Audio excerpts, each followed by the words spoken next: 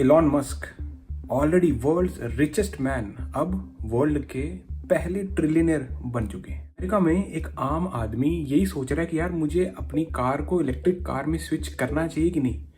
इनकी कंपनी सोच रही है कि एक आम बंदे को मून पे कैसे लेके जाना है, मार्स पे कैसे लेके जाना है। We want to be able to take anyone who wants to go to the moon, anyone who wants to go to Mars, or anywhere in the solar system, and maybe beyond the solar system at some point.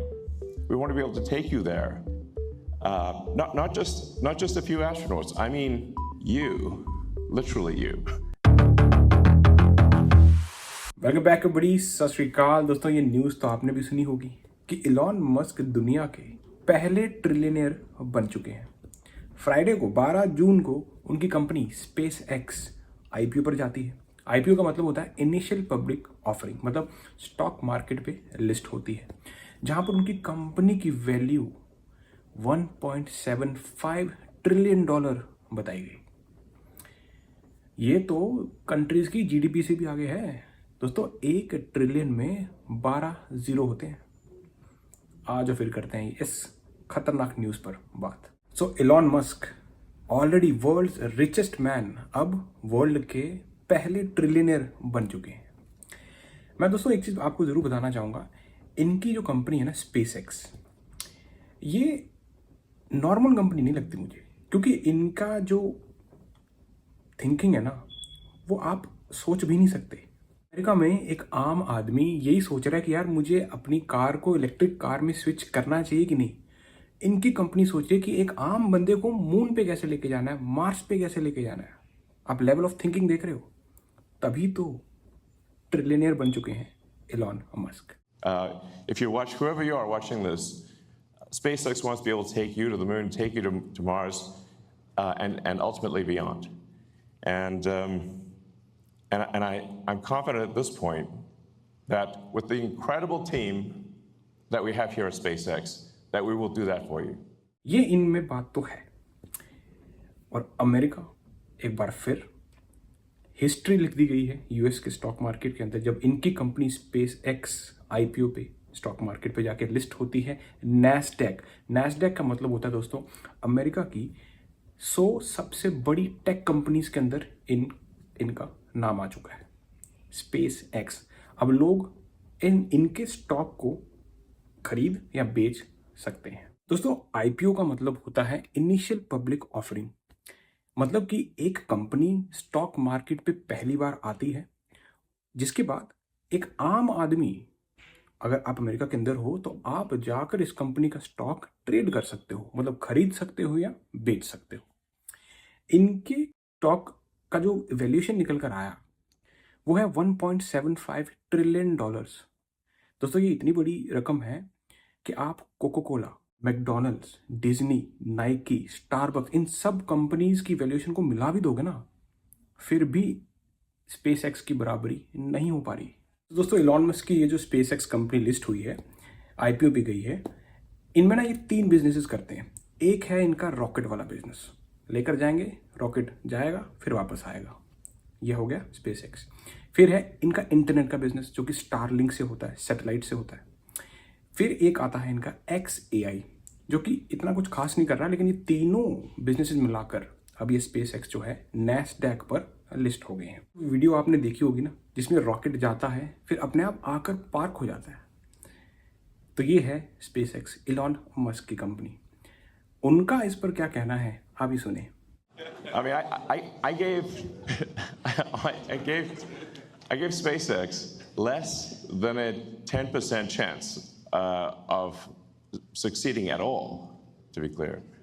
In fact, I told people this. I said, look, we're probably going to fail, but we should give it a try, because if we don't, if there's not a new company that enters space, we will never be a truly spacefaring civilization. While the other aerospace companies, they build good rockets and everything, they were simply not pursuing the technology that's necessary to make life multiplanetary, to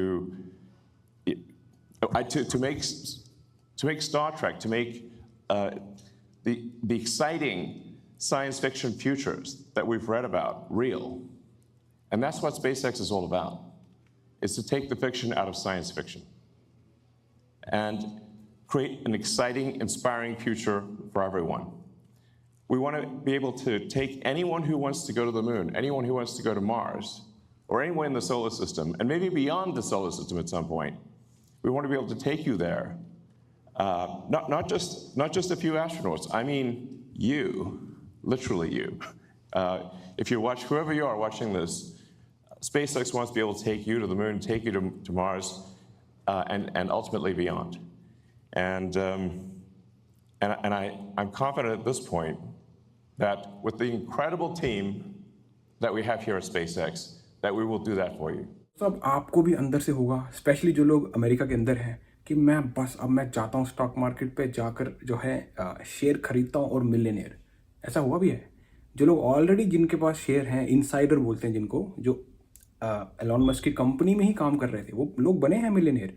आप जाके interview देखो news channel पर। लेकिन अभी ये company नई नई list हुई है, ज़्यादा एक्साइटमेंट में जाने की ज़रूरत नहीं दोस्तों। नैस्डैक एक फंड है, एक इंडेक्स फंड है, basically 100 largest non financial companies का, बेसिकली टेक कंपनीज का। वहाँ पर स्पेसएक्स का जो है मतलब इनको इंक्लूड कर लिया गया है। इसका मतलब अगर आप ऑलरेडी नैस्डैक में, बेसिकली अगर मैं एक ETF का नाम लूँ QQQ, इसमें आप इन्वेस्टमेंट करते हो तो कुछ चंक आपको स्पेसएक्स का ऑलरेडी मिल जाएगा। लेकिन अगर आप सोच रहे हो कि यार मुझे इंडिविजुअली जाके बस अपना पैसा डालना है और ये स्काई रॉकेट की तरह मैं मिलियनेयर बन जाऊंगा, तो ये गलती मत करें। मैं पर्सनली दोस्तों कभी भी किसी इंडिविजुअल स्टॉक में पैसा नहीं लगाता। मैं उनमें से हूँ जिसको रात को नींद अच्छी आनी चाहिए। जैसे S&P 500, नैस्डैक, ये सब एक इंडेक्स है दोस्तों। S&P 500 अमेरिका की 500 सबसे बड़ी कंपनीज को ट्रैक करता है। सो अगर इन 500 बिगेस्ट कंपनीज जो अमेरिका की हैं, इनमें अगर आपको इन्वेस्ट करना है तो एक ETF आता है जिसका नाम है VOO, वैनगार्ड कंपनी का ETF है। इसमें क्या होता है कि फॉर एग्जांपल अमेरिका की 500 कंपनीज में से कोई एक कंपनी बैंकरप्ट भी हो गई, तो ये ETF क्या करेगा, ये उस कंपनी को बाहर निकाल देगा और जो अगली कंपनी होगी उसको अंदर ले आएगा। तो आप शांति से सोच सकते हो। अब सोचो अगर आपने सिर्फ इंडिविजुअल उस कंपनी में पैसा लगाया होता, पूरे फंड में आपने अपना जो है पैसा डाइवर्सिफाइड नहीं किया है, तो अगर वो कंपनी बैंकरप्ट होती तो आप भी साथ में डिप्रेशन में जाते। इसलिए मैंने आपको कहा इंडिविजुअल स्टॉक नहीं, ETFs में पैसा लगाओ। वो ETFs में जो S&P 500 का इंडेक्स, नैस्डैक, जो 100 बड़ी कंपनीज हैं, नॉन फाइनेंशियल कंपनीज हैं, टेक कंपनीज हैं, उनको ट्रैक करते हो। तो मैंने ऑलरेडी आपको एक ETF का नाम दे दिया, VOO। मैं पर्सनली खुद मैं डिस्क्लेमर दे रहा हूँ आपको, रिस्क हर किसी में है, इन्वेस्टमेंट में रिस्क होता है। लेकिन ये ETF VOO, ये जो VOO वैनगार्ड का ETF है, अगर मैं इनका रिकॉर्ड देखूँ ना तो दोस्तों आपको ईयरली 10% मिलता है इंटरेस्ट। मतलब अगर आपने आज $5,000 लगाया, 7 साल के बाद 10% के इंटरेस्ट पे आपका पैसा डबल हो जाएगा। 7 साल के बाद $10,000 बन जाएगा। तो ये है S&P 500 का जो मैं आपको बताया इंडेक्स, जिसके लिए ETF है VOO। अगर आप इन्वेस्टमेंट करना चाहें तो कर सकते हैं, और ख़ास करके जो लोग अमेरिका में हैं, मैं तो बोलता हूँ यार करना चाहिए। ये तो आप सीधा अपने पैसे को मतलब गंवा रहे हो अगर आप इन्वेस्ट नहीं कर रहे। सीधा अपने पैसे को पार्क कर दो ETF में, 10% का इंटरेस्ट मिलेगा आपको।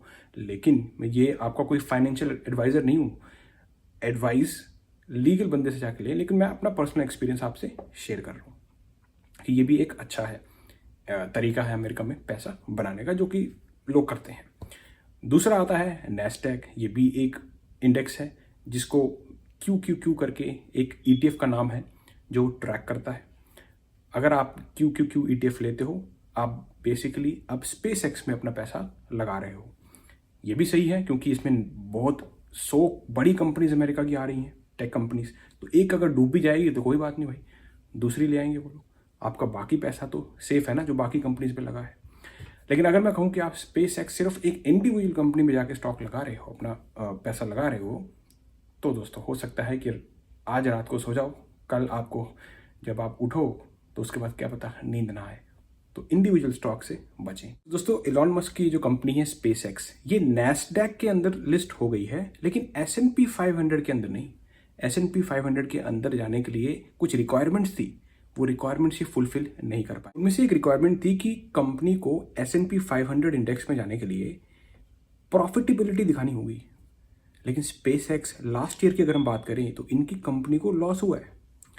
इन सब कुछ रिक्वायरमेंट्स की वजह से ये कंपनी जो है स्पेसएक्स S&P 500 के अंदर नहीं जा पाई, लेकिन नैस्डैक में जो बेसिकली अमेरिका की 100 big companies non financial companies में आता है, 10 कंपनीज में आता है टेक वाली, उनके अंदर ये लिस्ट हो चुके हैं। बेसिकली स्टॉक मार्केट में ये लोग आ चुके हैं, नैस्डैक में ये लोग आ चुके हैं। दोस्तों, इन्वेस्टमेंट जब भी करनी है बड़ा अपनी सोच समझ के रिसर्च करके करनी है। ऐसा नहीं कि मेरे कहने पे या फिर किसी और के कहने पे, दोस्त के कहने पे, किसी न्यूज़ चैनल पे कहने पे आपने कर दी, उसका पैसा गवा दिया। क्योंकि इन्वेस्टमेंट के साथ साथ रिस्क भी होता है। इंडिविजुअल स्टॉक लोगे वेरी हाई रिस्क, ETFs लोगे रिस्क उसमें भी होता है लेकिन लो रिस्क होता है, पैसा डूबता नहीं है, क्योंकि आप ETFs में लॉन्ग टर्म के लिए इन्वेस्ट कर रहे हो। मैंने कहा ना 7 साल के लिए मिनिमम आपका होना चाहिए कि भाई अगर आज मैं $5,000 बना रहा हूँ और अगर 10% का इंटरेस्ट है तो भाई 7 साल में डबल हो जाएगा। तो इस तरह से स्टॉक मार्केट में अगर आपको उतरना है पहले रिसर्च करके उतरना, वरना रातों रात बैंकरप्ट भी हो सकते हो, ये मैं आपको बोल देता हूँ। तो अगर आपको एक्साइटमेंट हो रही है कि यार एलॉन मस्क की कंपनी में इन्वेस्ट करूँगा, संभल के करें। आपका पैसा है, आपका रिस्क आप ले सकते हो, लेकिन संभल के करें। उतना ही रिस्क लें जितना आप झेल सको, जिसमें आपको नींद आ जाए। कहीं ऐसा ना हो कि रोड पे आने की नौबत पड़ जाए, क्योंकि स्टॉक मार्केट ऐसी चीज़ है। तो इस वीडियो को शेयर ज़रूर करना, लाइक करें एंड सब्सक्राइब टू ये है अमेरिका। काफ़ी लोगों के क्वेश्चंस आते हैं कि सर आप इन्वेस्टमेंट पे ऊपर बात किया करो। बिल्कुल सही है यार, America is all about investment. अगर आप अमेरिका में हो तो मैं बोलता हूँ आपको अपना पैसा इन्वेस्ट ज़रूर करना चाहिए, क्योंकि यही तो कंट्री है जहाँ पे आप अपने पैसे को ग्रो कर सकते हो। अगर मैं बात करूँ स्टॉक मार्केट की, तो मैं पर्सनली दोस्तों ETFs मतलब होता है एक्सचेंज ट्रेडेड फंड्स। मैं किसी इंडिविजुअल स्टॉक में इन्वेस्ट नहीं करता, मैं ETFs में करता हूँ। क्योंकि ETFs में क्या होता है कि मैंने आपको बताया S&P 500 500 बड़ी कंपनी है, एक कंपनी डूब भी गई कोई बात नहीं, वो दूसरी आ जाएगी, ठीक है ना। बाकी की जो कंपनीज है वो तो काम कर रही है ना, उसमें तो हमारा पैसा बचा हुआ है। लेकिन सोचो अगर मैं एक ही कंपनी में पैसा लगा देता, हो सकता है कि वो भाई 100 टाइम्स हो जाए, ऐसा भी हो सकता है। पर ये भी हो सकता है कि भाई वो नेगेटिव में चला जाए, तो पूरा का पूरा पैसा भी आप गवा सकते हो। इसलिए मैं इंडिविजुअल स्टॉक्स में नहीं लगाता, ETFs में लगाता हूँ। बाकी आप अपनी खुद की रिसर्च करें, आपका पैसा है, जहाँ लगाना लगाएं।